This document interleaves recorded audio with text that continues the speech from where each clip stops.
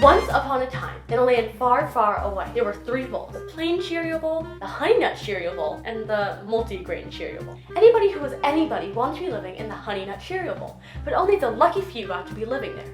In the plain Cheerio bowl, there was a Cheerio named Joe. Joe was a regular guy like you or me, but he wished more than anything to be living in the honey nut Cheerio bowl. And he deserved it, because he worked his Cheerio butt off 24/7. One night, on Cheerio Joe's way home from work, the Cheerio Genie visited. The Cheerio Genie, being the good Cheerio that he was, granted Cheerio Joe his wish for one day in the honey nut Cheerio bowl. After a long week in the office, Cheerio Joe awoke in a place unfamiliar to him. Cheerio Joe realized that he was in the honey nut Cheerio bowl. A honey nut Cheerio soon approached Cheerio Joe.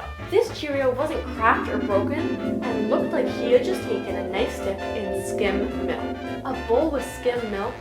Oh, how Cheerio Joe was envious. The Cheerio introduced himself, and coincidentally, his name was Joe as well. What are the odds? Honey Nut Cheerio Joe offered to be plain Cheerio Joe's tour guide. First things first, he said, we must go get some breakfast. Honey Nut Cheerio Joe and plain Cheerio Joe walked into a little cafe to get some breakfast. They went to the front of the line.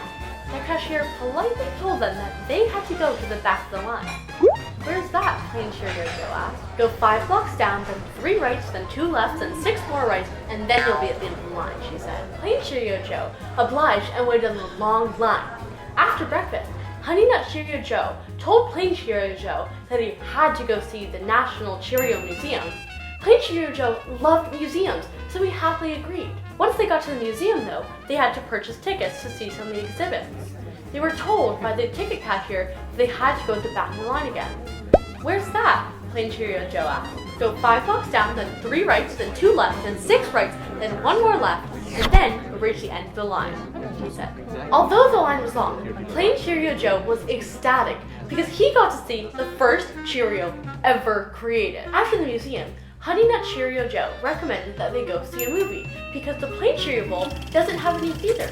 Plain Cheerio Joe chose the movie Unrequited Love for a Honey Nut Cheerio.